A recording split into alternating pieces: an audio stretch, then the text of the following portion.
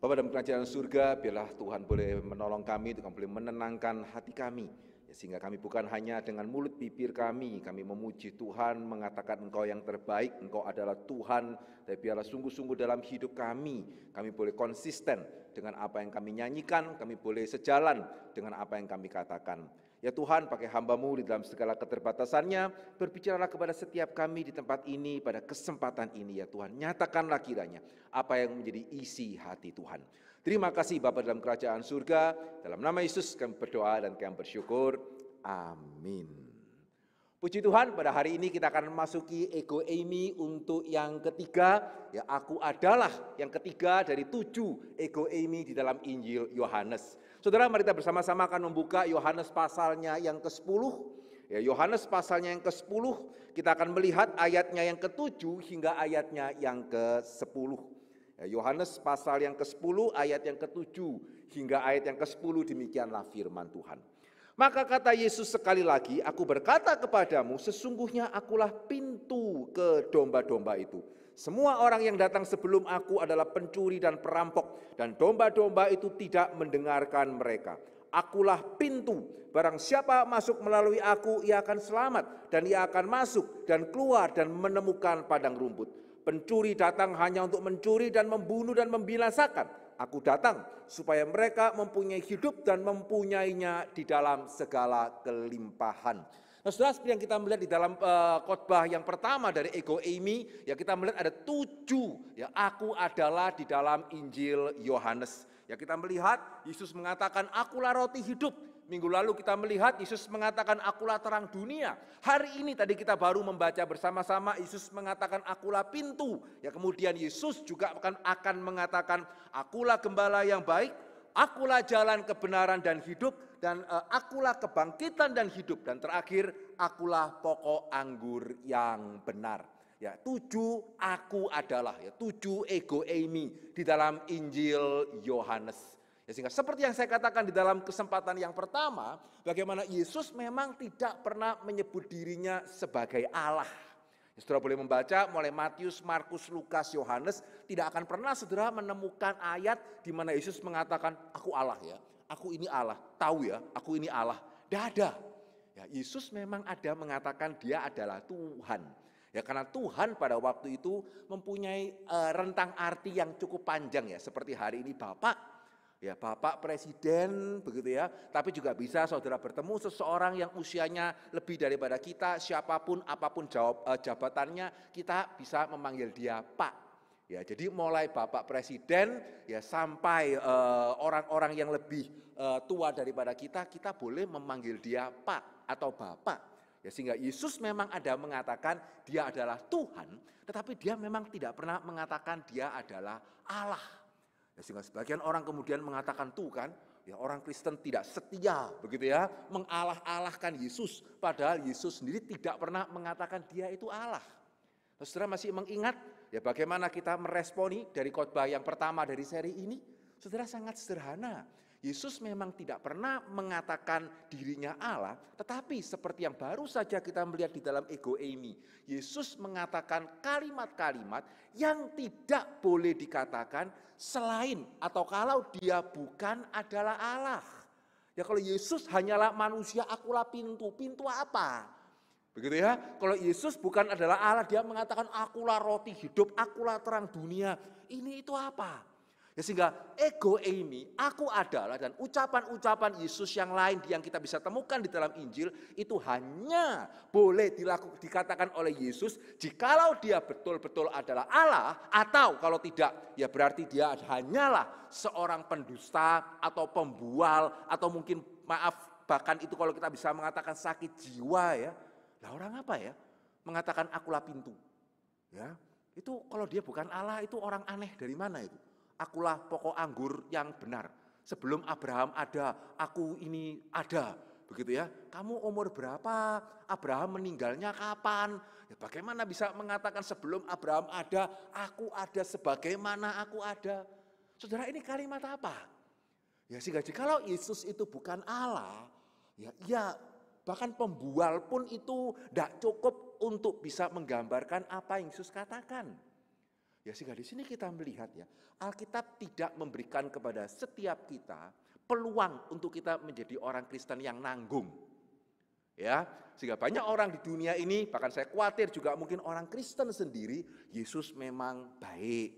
Begitu ya, Yesus memang mengajarkan hal yang baik, begitu ya. Tapi betulkah kita percaya dia sungguh-sungguh adalah Allah, satu-satunya Allah, atau masih percaya dia, tapi sekaligus juga mungkin percaya dewa-dewa yang lain?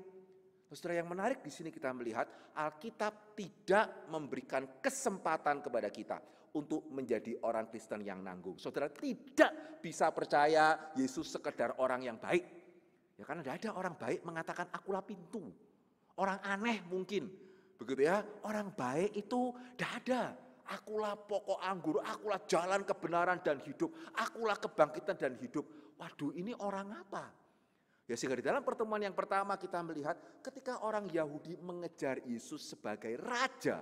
Ya, wah mereka mau merajakan Yesus. Kayak pujian kita kan, rajakanlah Yesus begitu ya. Mestinya kan bagus ya. Apalagi mereka bukan cuma mengikut, mereka benar-benar mengejar Yesus. Begitu ya. Tapi kenapa Yesus tidak berkenan? Ya karena sekali lagi, kalau Yesus itu hanya raja, ya dia tidak boleh mengatakan kalimat-kalimat yang tadi baru kita baca. Kecuali dia raja pembual, gitu ya, raja pendusta, raja penipu, ya jangan ikut. Ya sehingga saudara pada waktu kita merenungkan ego Eimi, kita harus sama-sama bertanya ya. Jangan menjadi orang Kristen yang nanggung.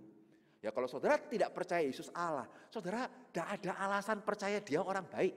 Ya tidak ada alasan ikut ibadah online, tidak ada alasan untuk ke gereja. Buat apa saudara mesti mendengarkan seorang pendusta?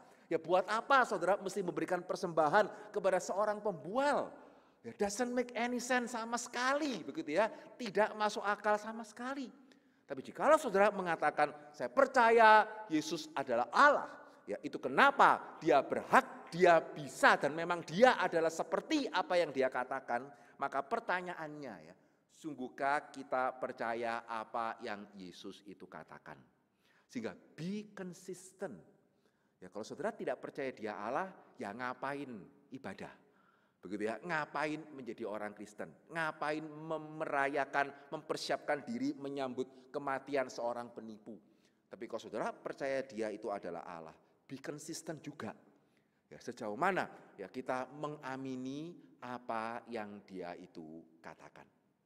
Ya, sehingga saya percaya tema ego Eimi ya, dalam pengertian bisnis ya, ini tema yang agak susah dijual. Amin. Ya, sehingga pada waktu bincang-bincang begitu ya, bagaimana kita mesti membuat tema yang menarik. Ya, sehingga mungkin bisa lebih mendapatkan banyak viewer. Wah, saya langsung mikir ini, ego Eimi ya, itu gimana dibuat menarik. Khususnya tema kita minggu ini. Ya, kalau roti hidup ya mungkin masih bisa lah, bread of life. Begitu ya, terang dunia, the light of the world. Nah, kalau akulah pintu. Ya, itu mau dibuat menarik kayak apa? The door. Begitu ya, atau I am the door, begitu ya, ya susah loh. Ya, sehingga waktu kita bikin thumbnail ya sempat juga mikir ya, ini masa mau dikatakan heavenly door, begitu ya, pintu surga. Ya Yesus tidak ngomong gitu ya. Dan artinya juga tidak tepat kalau kita katakan ini heavenly door. Ya sehingga bagaimana membuat ini menarik ya, akulah pintu. Gitu ya, gimana saudara lihat thumbnail di YouTube, wah akulah pintu, saya pengen denger begitu ya. Ya sehingga memang ini tema yang susah menjual. Ya di dalam bahasa manajemennya. Tapi sejauh mana kita menyadari ini penting. Ya khususnya untuk kita sungguh-sungguh mempersiapkan hati sebelum kita menyambut Jumat Agung dan Paskah. Kenapa mesti ada Prapaskah? Ya, kalau Yesus itu bukan sungguh-sungguh Allah, buat apa kita melakukan persiapan untuk menyambut kematiannya? Tapi kalau saudara percaya Yesus adalah Allah, apakah saudara konsisten? Ya, apakah ketika saudara mengatakan amin, Yesus bukan orang aneh ketika dia mengatakan akulah roti hidup, manusia kok roti begitu ya. Kalau kita berani mengatakan amin, dia adalah Tuhan, itu kenapa dia bisa mengatakan akulah roti hidup yang memberikan hidup sampai kehidupan yang kekal. Nah kok begitu takut mati? Itu tidak konsisten loh. Ya, bagaimana saudara bisa konsisten mengatakan amin, Yesus adalah Allah, itu kenapa dia berhak mengatakan akulah roti hidup, dan saudara takut sekali mati karena seolah-olah kalau mati ya di luar atau di dalam Kristus itu semuanya sama. Ya saudara, jangan menjadi orang Kristen yang nanggung. Saudara harus baik-baik selama 7 minggu ego ini memikirkan, betulkah saya percaya Yesus Allah, dan kalau saya percaya dia Allah, betulkah saya mengamini apa yang dia katakan. Ya demikian juga pada waktu minggu lalu kita mendengar Yesus mengatakan, akulah terang dunia. Saudara, kita harus bertanya, benarkah kita tidak terus tinggal di dalam kegelapan? Ya bagaimana kita bisa mengatakan Yesus terang dunia? Ya ketika kita berbisnis nabrak sana, nabrak sini, pinjem sana, pinjem sini begitu ya. Tetapi memberikan janji ini, memberikan janji itu yang kita tidak bisa menepati tapi juga masih terus berjanji. Itu terangnya di mana? Ya, bagaimana kita bisa mengatakan Yesus terang dunia, cara kita kuliah seperti itu, cara kita belajar seperti itu, cara kita bergaul seperti itu. Saudara percaya terang yang mana? Ya, sehingga pada waktu kita mengatakan Yesus terang dunia, dan saya percaya dia adalah sungguh-sungguh terang dunia, please be consistent. Ya, baik kita yang adalah businessman, baik kita yang adalah mahasiswa, pelajar, atau apapun peran kita mesti konsisten dengan apa yang kita percaya. Demikian pula kalau hari ini kita mengamini ya apa artinya ketika Yesus mengatakan akulah pintu. Nah saudara, tadi saya mengatakan dari 7 ego ini ya, yang paling susah dijual itu ya akulah pintu. Begitu ya, mau dibikin judul menarik kayak apa itu juga susah setengah mati gitu ya. Tapi juga di sisi yang lain begitu ya, dari 7 ego ini yang mungkin juga paling susah dimengerti itu adalah akulah pintu.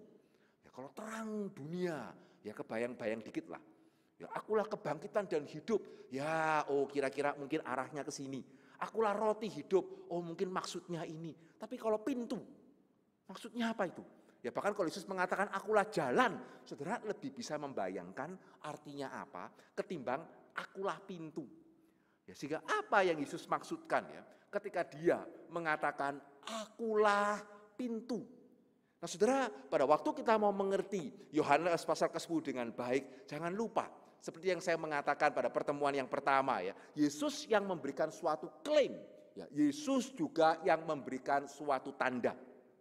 Kenapa kita bisa percaya bahwa dia adalah roti hidup? Karena sebelum Yesus mengatakan akulah roti hidup, dia memberikan tanda, dia bisa bagaimana dari 5 roti 2 ikan memberi makan 5.000 orang. Begitu ya, sehingga pada waktu Yesus dari 5 roti 2 ikan memberi makan 5.000 orang, dia memberikan tanda bahwa dia adalah roti hidup, bahwa dia tidak sekedar asal ngomong, karena dia bisa memberikan tanda. Seperti yang saya mengatakan, kalau saudara keluar dan saudara lihat, wah mobilnya Pak Hendri ini Mercy ya, Mercy yang ada AMG-nya lagi. Ya, saudara yang suka mobil saudara tahu ya, Mercy sama Mercy itu tidak sama meskipun serinya itu sama, yang ada AMG. Atau yang ada Brabus begitu ya. Saudara tahu wah ini adalah Mercy yang harganya lebih mahal daripada yang sama-sama Mercy.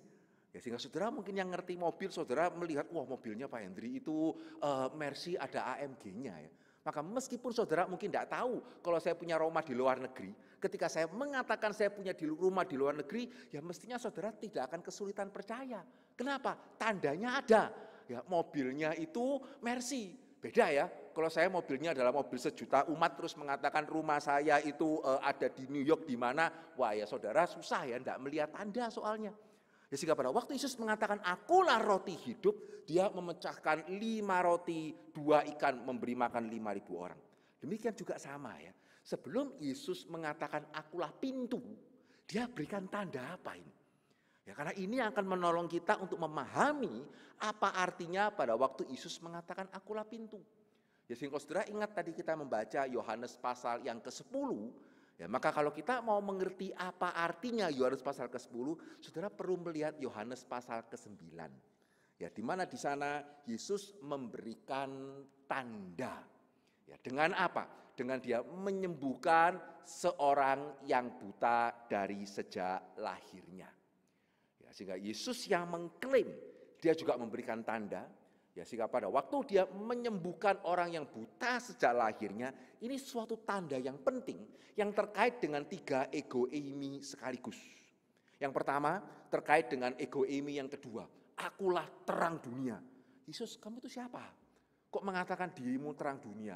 Apa yang kamu lakukan sehingga kami bisa percaya engkau adalah terang dunia? Apakah engkau mau kami hanya pokoknya percaya? Tidak.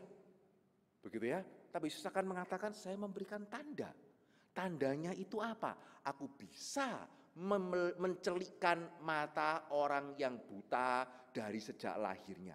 Saudara, ini hal yang penting ya. Karena pada waktu Yesus mencelikkan mata orang yang buta dari sejak lahirnya, ada 3 hal yang kita perlu perhatikan. Yang pertama, yang mungkin saudara sudah beberapa kali mendengarkan ya. Sebelum Yesus tidak ada nabi atau siapapun yang pernah mencelikkan mata orang buta. Ya, di perjanjian lama menariknya, saudara pernah melihat orang mati dibangkitkan. Tapi silakan baca mulai Kejadian sampai Maleaki begitu ya. Tidak ada nabi pernah memelekkan mata orang yang buta. Jadi seolah-olah ya lebih mudah membangkitkan orang mati daripada mencelikkan orang buta. Tapi juga yang kedua, ya perjanjian lama juga ada mengatakan nanti Mesias kalau dia datang, dia akan memelekkan mata orang buta. Jadi seolah-olah perjanjian lama sudah menyimpan satu jenis mujizat ini, ya tidak dilakukan oleh semua nabi yang lain, sudah mengkhususkan ini untuk nantinya dilakukan oleh dia yang akan menjadi Mesias. Dan yang ketiga, di sini Yesus bukan hanya sekedar memelekkan mata orang buta ya, tapi memelekkan mata orang yang buta dari sejak lahirnya. Ya, sehingga ini bukan cuma sekedar masalah kasep, tetapi masalah nasib. Begitu ya, bahasa Jawa ya, kasep. Ya, pada waktu Yesus menyembuhkan seseorang yang lumpuh di kolam Bethesda, yang ditekankan itu dia sudah lumpuh 38 tahun. Ya, sehingga kalau hari ini begitu ya, mungkin kalau sakitnya langsung saudara pas stroke langsung dibawa ke dokter gitu ya, masih kemungkinan besar bisa kembali seperti semula kalau masih baru serangan yang pertama. Tapi kalau saudara stroke kemudian 38 tahun baru kemudian saudara dibawa ke dokter, itu dokternya ngomong apa? Begitu ya, dokternya ngomong ya wis kasep. Ya, artinya ya sudah terlambat. Ya, sehingga 38 tahun lumpuh Yesus bisa menyembuhkan. Tapi orang ini bukan cuma sekedar kasep. Ya, karena dia sudah buta dari sejak lahirnya. Hari ini mungkin kita mengatakan ya wis nasibe, begitu ya, ya sudah nasibnya. Mana menurut saudara lebih susah ya? Kasep atau nasib? Begitu ya. Kalau saya mengatakan ya dua-dua susah ya, tapi kalau kita boleh menimbang ya mestinya nasib itu ya lebih susah ya. Kasep mungkin kalau sekarang ada pengobatan yang modern, ditemukan sesuatu begitu ya, mungkin masih bisa disembuhkan meskipun lebih sulit, meskipun itu sudah lama. Tapi kalau wis nasib, ya sudah nasibnya begitu. Ya seolah-olah ini mau diapakan-apakan pun ya begitu, nasibnya memang begitu. Tapi di sini Yesus memberikan suatu tanda yang luar biasa. Orang ini bukan cuma sekedar butanya lama. Ya, orang ini buta sejak lahir, tapi Yesus bisa mencelikkan matanya. Itu kenapa pada waktu dia mengatakan, akulah terang dunia. Sebelum kita menganggap dia pendusta, pembual, dan seterusnya, saudara mesti mikir. Karena tandanya itu ada. Begitu ya, dia tidak hanya mengklaim, tetapi dia memberikan tanda. Tapi yang menarik, ya tadi saya mengatakan mujizat Yesus menyembuhkan orang buta. Itu bukan hanya terkait dengan akulah terang, tapi juga terkait dengan akulah pintu plus minggu depan. Itu terkait dengan akulah gembala yang baik. Lah kok bisa? Ya kalau dia menyembuhkan orang buta, terus akulah terang, ya itu nyambung. Betul ya? Tapi kalau dia menyembuhkan orang buta, akulah pintu, nyambungnya gimana? Ya, orang buta melek sama terang, itu klop. Orang buta melek sama pintu, itu nyarinya bagaimana caranya. Nah saudara perlu memperhatikan pada waktu membaca Yohanes pasal yang ke-9, Yesus memang mencelikkan mata orang buta. Tapi yang saudara perlu perhatikan di dalam kaitannya dengan pintu, itu adalah cara Yesus memelekkan mata orang buta. Dan yang menarik dikatakan di sana, Yesus tidak langsung mengatakan engkau melihat, yang mestinya dia bisa. Begitu ya. Tapi yang Yesus lakukan adalah dia mengambil tanah, dia meludahinya, kemudian dia mencampurkan tanah itu dengan ludahnya, ya kemudian dia mengoleskannya di mata orang yang buta, kemudian mengatakan kamu pergilah ke kolam Siloam, basuhlah wajahmu dan engkau akan bisa melihat. Dan betul, ya pada waktu orang buta itu kemudian dengan mata yang ada tanahnya plus campur ludahnya Tuhan Yesus itu ya, dia mencuci wajahnya di kolam Siloam, dia langsung itu matanya bisa melihat. Tapi satu masalah ini. Ya, apa masalahnya? Yesus melakukan semua itu pada hari Sabat. Begitu ya, saudara mestinya sudah tahu ya bagaimana orang Yahudi itu sedemikian mensakralkan hari Sabat. Ya, contoh yang sampai hari ini masih terjadi abad 21 loh ini ya. Saudara kalau ke Israel pada hari Sabat begitu ya, liftnya ya ada lift khusus Yahudi, ada lift khusus yang bukan Yahudi.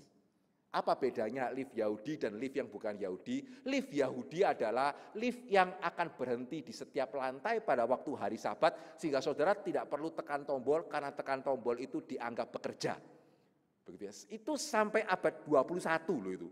Ya, sampai abad nuklir, begitu ya. Ya karena mereka sangat-sangat mensakralkan apa yang namanya hari Sabat.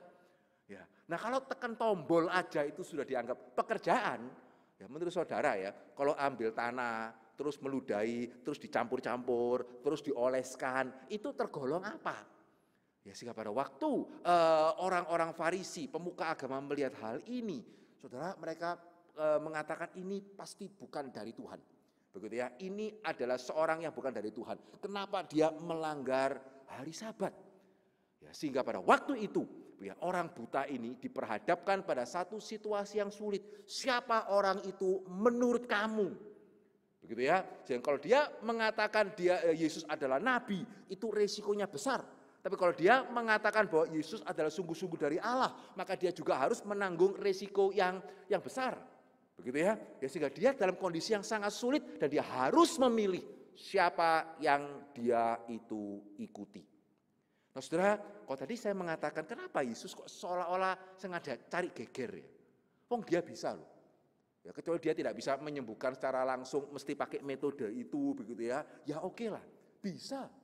Ada kesempatan yang lain, ada anak seorang panglima di tempat yang jauh, dia tinggal mengatakan pulang, anakmu sembuh, sembuh kok. Ya ada wanita yang pegang bajunya dia, kemudian pendarahannya langsung sembuh kok. Ya ini cari perkara kan? Betul ya, cari masalah kan. Ya, padahal tinggal melek. Ya, kenapa mesti pakai cara yang membuat orang Yahudi kemudian murka sampai memanggil orang buta ini, tidak cukup memanggil orang tuanya. Karena di sini kita melihat ya, yang menjadi kepedulian Tuhan bukan cuman orang buta ini melek, tapi yang kepedulian Tuhan bagaimana orang buta ini selamat. Dan kalau dia mau selamat, dia harus bisa mengamini bahwa Yesus itu adalah pintu. Yang berarti betul-betul melalui Yesus, di sana dia menemukan kehidupan. Jadi kita membaca apa? Akulah pintu. Barang siapa masuk melalui aku, dia akan menemukan tanah, dia akan menemukan hidup yang berkelimpahan. Sampai di sini setiap kita akan amin. Amin, Yesus pintu, amin. Begitu ya, amin, masuk melalui dia akan menemukan kelimpahan, amin. Tapi masalahnya, percaya bahwa Yesus itu adalah pintu, berarti saudara mesti menolak pintu-pintu yang lain. Begitu ya, ya sehingga pintu di sini mengandung satu eksklusivitas. Ya sehingga seperti orang buta ini, dia harus pilih. Ya, apakah dia mau percaya Yesus adalah dari Tuhan? Apakah dia mau percaya Yesus adalah Tuhan? Dan kalau dia percaya, dia menanggung akibat dikucilkan oleh yang lain, atau dia menyangkali imannya. Kamu harus pilih, tidak bisa nanggung. Ya, sehingga di sini kita melihat ya, pada waktu orang tua dari orang buta ini, karena pada waktu orang buta ini ditanya, siapa yang menyembuhkan kamu? Orang buta ini tidak mau menyangkal. Ya, sehingga orang pemuka agama kesulitan membantah ya. Karena orang mengatakan betul loh, orang ini buta, sekarang sembuh, ini fakta. Ya, sehingga akhirnya mereka memanggil orang tuanya. Nah, setelah menarik ya, ketika dikatakan orang tuanya dipanggil, terus ditanya, ini anakmu ya? Betul nggak dia itu dulunya buta, sekarang bisa melihat? Kok bisa? Ya, orang tuanya menjawab dengan sangat diplomatis, begitu ya. Di dalam Yohanes pasal ke-9 ayat yang ke-20 dikatakan apa? Jawab orang tua itu, yang kami tahu ialah bahwa dia memang anak kami. Gimana cara bantahnya? Begitu ya. Dan yang kami tahu juga dia lahir buta. Ya, itu juga fakta, gimana bantahnya. Tetapi bagaimana ia sekarang dapat melihat, kami tidak tahu. Dia sudah besar, bisa jawab sendiri. Kamu coba tanya langsung aja sama dia. Dan yang menarik, Alkitab mengatakan di ayat yang ke-22, orang tuanya berkata demikian karena mereka takut kepada orang-orang Yahudi. Sebab orang-orang Yahudi itu telah sepakat bahwa setiap orang yang mengaku dia sebagai Mesias akan dikucilkan. Nah, ini pintu. Begitu ya. Sehingga saudara, pada waktu orang tuanya tahu, ketika mereka mengatakan apa adanya, risikonya pintu yang lain itu akan tertutup. Mereka akan dikucilkan. Dan dikucilkan pada waktu itu jauh lebih serius daripada hari ini. Ya, saudara mungkin masih mengingat ya, pada waktu kita khotbah mengenai akhir zaman, ya dikatakan di sana para pengejek. Ya, ini senjata iblis, ngejek. Ya, sehingga banyak anak-anak kita yang kemudian kita takut bagaimana kalau dia kena ejekan temannya terus ngerokok, kena ejekan temannya kemudian melakukan hubungan di luar nikah dan seterusnya. Dan pada waktu itu kita melihat kita orang tua juga hati-hati. Jangan-jangan juga kita takut kena ejek, akhirnya kita ikut jalan dunia. Tapi ejekan sama pengucilan itu mana lebih serius? Ya, sehingga diejek itu satu hal, dikucilkan. Wah, baik itu untuk anak-anak itu menyakitkan. Amin. Pemuda remaja, begitu ya. Tapi saudara mesti hati-hati, ini cara iblis. Ya, sehingga seringkali pada waktu kita dikucilkan, mau masuk pintu yang mana ini? Ya, tetap kita percaya di dalam Yesus ada hidup berkelimpahan, tapi dikucilkan. Ya, bagaimana bisa hidup berkelimpahan, tetapi dikucilkan? Demikian pula sama ya. Ya, kita yang dewasa begitu ya, pada waktu kita tidak mau mengikuti jalan dunia, ada banyak ketidakadilan yang kita harus terima, ada banyak kesulitan yang kita harus terima. Mau tetap lewat pintu yang Yesus sediakan atau mau melalui yang lain? Ya, sehingga di sini kita perlu menyadari bersama-sama apa artinya pada waktu Yesus mengatakan akulah pintu. Ya, dari kacamata Yohanes pasal ke-9 kita melihat dua hal. Ya, akulah pintu itu berarti Yesuslah satu-satunya jalan masuk menuju domba-dombanya. Ya, Yohanes 10 ayatnya yang ke-7 dikatakan apa? Maka kata Yesus sekali lagi, aku berkata kepadamu sesungguhnya akulah pintu ke domba-domba itu. Ya, tapi juga yang kedua, akulah pintu itu berarti Yesuslah satu-satunya jalan masuk bagi domba-dombanya. Sehingga di satu sisi ada peringatan untuk pemimpin, ya, ada peringatan untuk hamba Tuhan, ada peringatan untuk orang tua yang kita ajarkan kepada anak, betulkah Kristus atau bukan?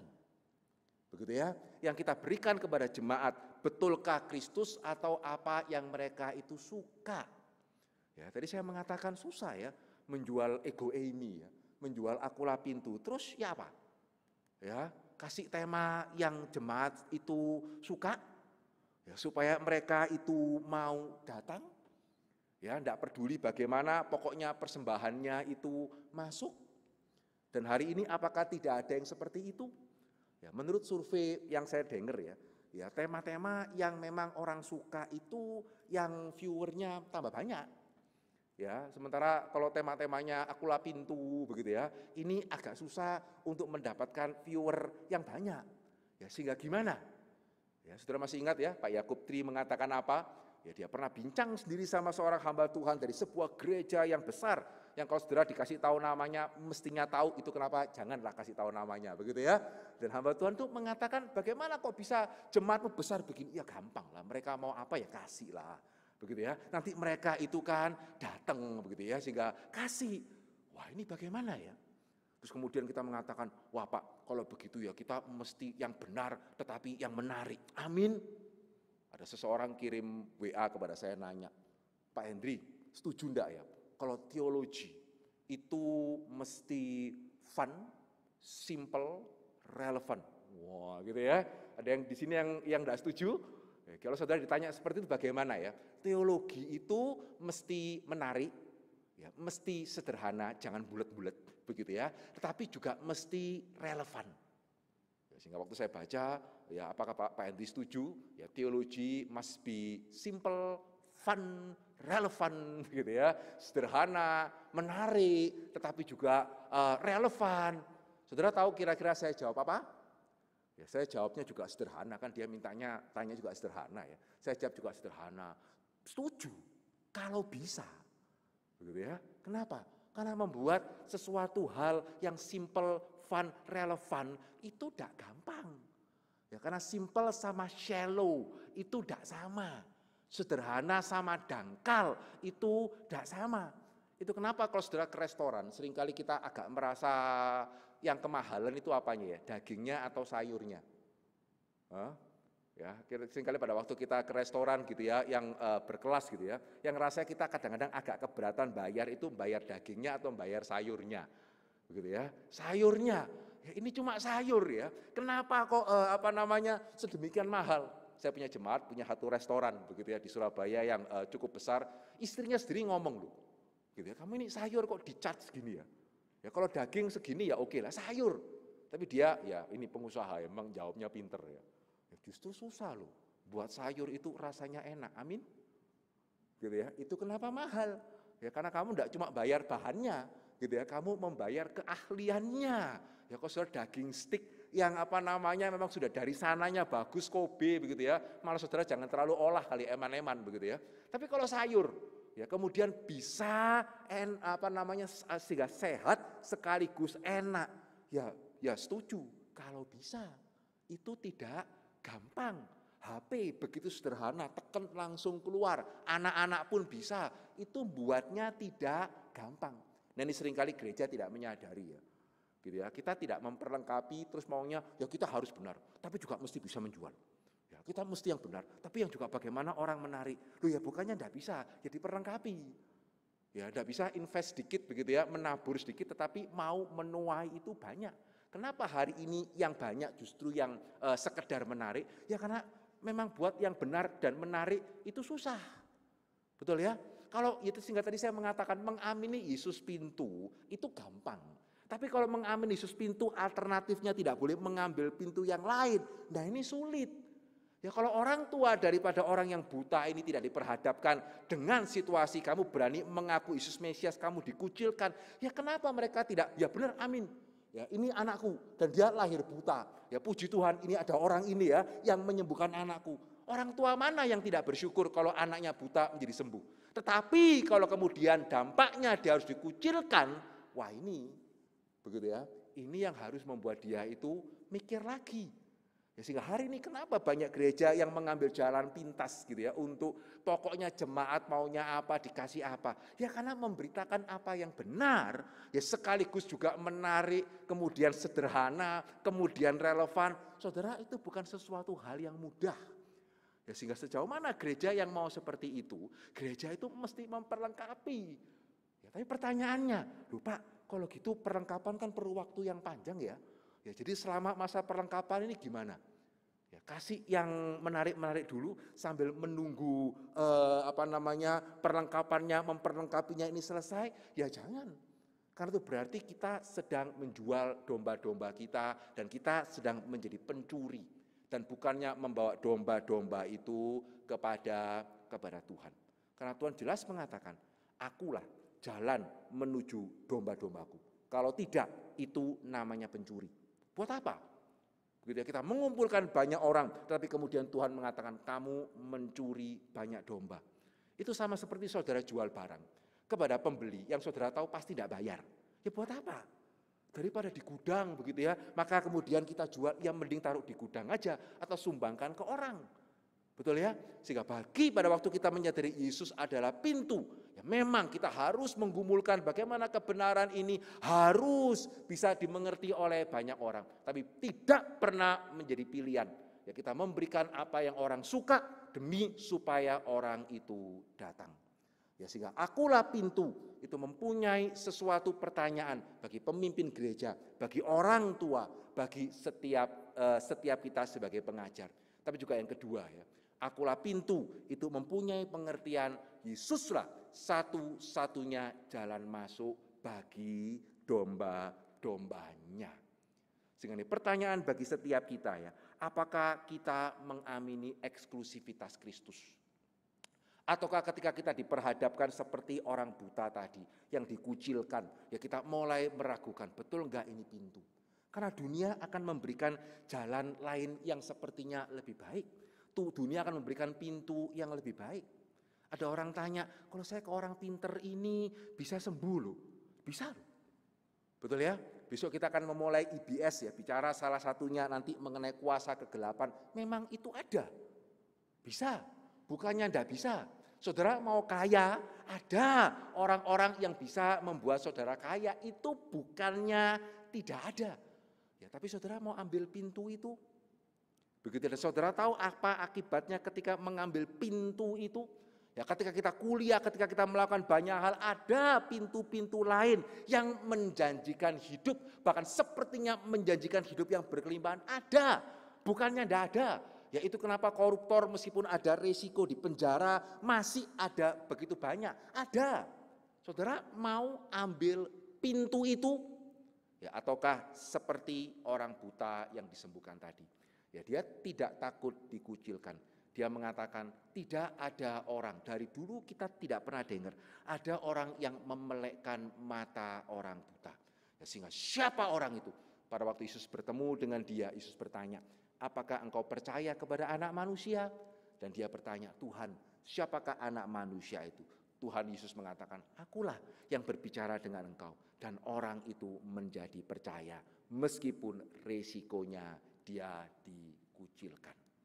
Ya, sehingga di sini saudara kita melihat apa artinya ya pada waktu Yesus mengatakan dia adalah pintu. Ya, sehingga kembali ya, akulah roti hidup. Ya, saudara mesti mulai merenungkan. Ya, betulkah saya percaya Yesus roti hidup? Ya, sehingga bukan berarti saya cari mati ya. Tapi apakah kalau saya percaya Yesus roti hidup, konsistenkah dengan sikap saya kalau saya begitu takut mati? Demikian pula yang kedua, minggu lalu, aku percaya Yesus adalah terang dunia. Kenapa hidupku kok tidak menyatakan terang? Ya, bertobatlah selama kesempatan itu masih diberikan. Jangan menjadi orang Kristen yang nanggung, yang nyanyi, yang dengar firman akulah terang, tapi cara kita berbisnis tidak menunjukkan terang sama sekali. Demikian pula hari ini. Saudara mengamini Yesus sungguh-sungguh adalah pintu. Ya, berarti saudara mengamini Yesuslah sungguh-sungguh adalah bukan sekedar jalan menuju Tuhan, tetapi satu-satunya jalan menuju kehidupan. Betul saudara mengamini? Ya, barang siapa yang sakit, andai kata ada janji kesembuhan dari cara yang lain, saudara mau ambil? Ya, barang siapa kesulitan ekonomi, jikalau ada peluang yang tidak benar, saudara tertarik ambil? Ya, saudara yang sedang sekolah, andai kata saudara akan diterima oleh teman saudara kalau saudara melakukan hal yang tidak baik, saudara mau ambil? Ataukah saya percaya ya, Yesus adalah pintu? Ya, sehingga meskipun saya mungkin dikucilkan, meskipun saya mungkin tetap sakit, meskipun saya mungkin tetap miskin, Yesus adalah pintu satu-satunya yang menuju kehidupan, dan saya tidak akan kompromi, dan saya tidak akan menjadi orang Kristen yang nanggung. Sehingga biar sekali lagi kita sudah memasuki minggu Prapaskah yang ketiga, tinggal 3 kali lagi sebelum kita merayakan Jumat Agung dan Paskah. Bolehkah sungguh-sungguh kita merenung dari dalam hati ya, saya ini jadi orang Kristen percaya siapa? Ya, percaya pendusta, percaya sekedar orang baik yang pendusta, atau percaya kepada Tuhan? Ya, kenapa saya mesti mempersiapkan diri ya untuk memperingati kematian seorang pendusta? Ya, bolehkah kita sungguh-sungguh merenungkan? Demikian juga kalau sebentar kita akan menerima perjamuan kudus, biar kita menerima, kenapa ya, ada apa saya makan roti ini ya? Ada apa saya minum anggur ini ya? Anggur kecil, roti kecil, anggur sedikit, kenapa saya mesti minum ya? Betulkah karena saya percaya roti dan anggur ini melambangkan tubuh daripada anak Allah yang terpecah untuk keselamatan saya, yang darahnya tercurah untuk pengampunan dosa saya? Betulkah kita percaya dia adalah pintu? Mari kita jujur di hadapan Tuhan. Amin. Mari kita berdoa. Bapa di dalam kerajaan surga, Kami sungguh bersyukur dan berterima kasih ya Tuhan. Kalau Engkau boleh menyatakan kebenaran-Mu kepada setiap kami, kebenaran yang secara manusia kami sulit memahami, tapi Tuhan yang boleh menjelaskannya kepada kami. Kami bersyukur Engkau adalah pintu. Kami bersyukur pada waktu kami masuk melalui Engkau ya Tuhan, kami pasti akan menemukan kehidupan, bahkan kehidupan yang berkelimpahan, bahkan kehidupan yang tidak berkesudahan. Tapi ampunilah kami ya Tuhan, kalau seringkali kami masih tergoda untuk mengambil pintu-pintu yang lain, karena sepertinya pintu-pintu itulah yang menjanjikan hidup kepada kami dan bukannya melalui Engkau. Ampuni kami juga ya Tuhan, kalau sebagai pemimpin dari rumah Tuhan, sebagai orang tua, seringkali kami lebih ingin memberikan kepada anak kami, kepada jemaat kami apa yang mereka suka. Padahal kami mungkin sedang menjauhkan mereka dari pintu yang benar. Ajar kami untuk sungguh-sungguh percaya Engkaulah pintu. Ajar kami untuk sungguh-sungguh percaya Engkaulah Allah. Dan biar ajar kami untuk konsisten dengan apa yang menjadi kepercayaan kami. Biarlah tidak ada di antara kami yang menjadi orang Kristen yang nanggung ya Tuhan. Terima kasih ya Tuhan, suara manusia sudah berlalu, kiranya Roh Kudus Tuhan yang boleh terus berbicara kepada kami. Di dalam nama Yesus kami berdoa dan kami bersyukur.